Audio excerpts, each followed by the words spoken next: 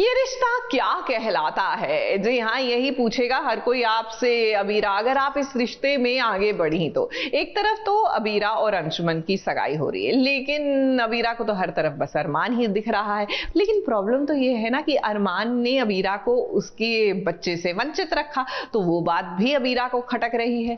आखिरकार इन रिश्तों का करेंगी क्या अबीरा? ये सोचने वाली बात है।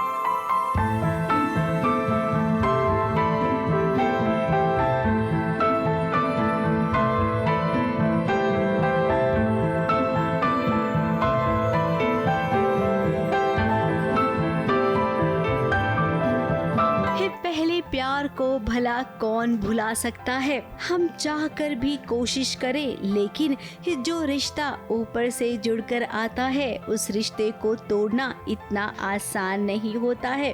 भले ही एक दूसरे से दूर होने की कितनी ही कोशिश क्यों न करें, लेकिन ये भी सच है कि उस रिश्ते में इतनी ताकत होती है कि उसका नाता टूटता ही नहीं है।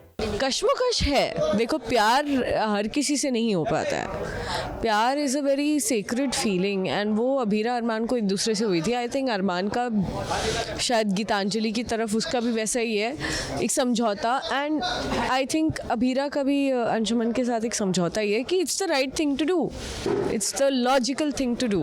बट प्यार इलॉजिकल होता है, प्यार लॉजिकल कभी नहीं होता। अब देखिए जरा अरमान अबीरा की सिचुएशन। अरमान ने खुद ही अबीरा को अपने आप से दूर कर लिया, जिसके चलते अबीरा ने फैसला लिया कि वो अंशुमन से सगाई करेगी। अंशुमन के साथ उसकी सगाई हो भी रही है, लेकिन अब भी अबीरा कश्मकश में है। उसे चारों तरफ केवल अरमान नजर आ रहा है। अरमान की आवाज उसके कानों में गूंज रही है। अरमान और उनका प्यार है, उनका स्ट्रगल है, उनकी सब चीज़ें हैं, बट अब उन्होंने फाइनली अपनी लाइफ में एक स्टेप ले लिया है कि वो अंशुमान के साथ मूव ऑन करेंगी। तो मेन गेम ही वही है कि अब आगे होता क्या है, बट जो भी होगा इट विल बी फन। कहने को तो अबीरा के सामने अंशुमन है, लेकिन वो अरमान को अपने दिमाग से, अपने चेहरे के सामने से हटा ही नहीं पा रही है। वैसे यहाँ पर अरमान मौजूद भी है, वो अबीरा के सामने नहीं आ रहा है। वहीं अंशुमन भी ये जानता है कि अबीरा अरमान को अब भी प्यार करती है। इतना पुराना रिश्ता यूं आसानी से थोड़े ही टूट जाता है।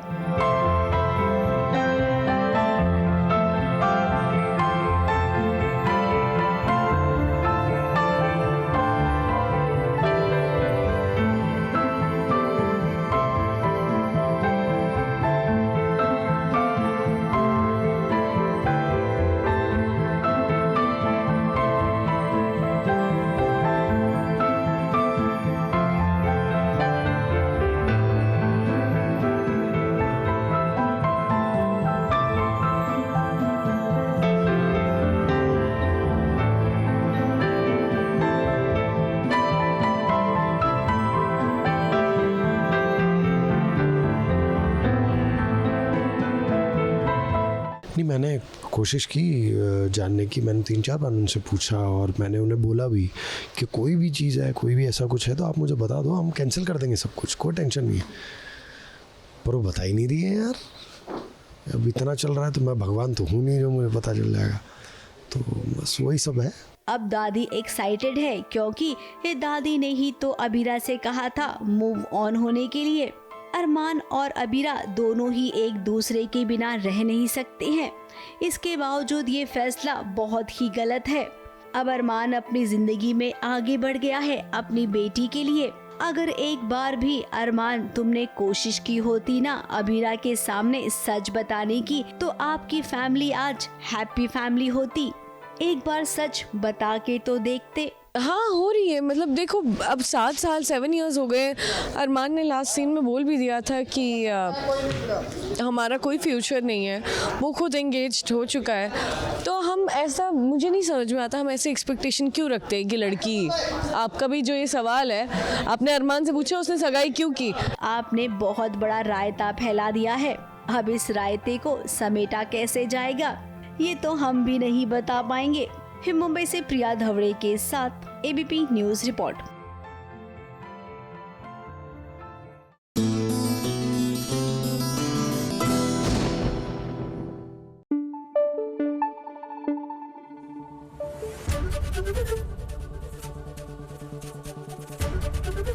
एबीपी न्यूज आपको रखे आगे।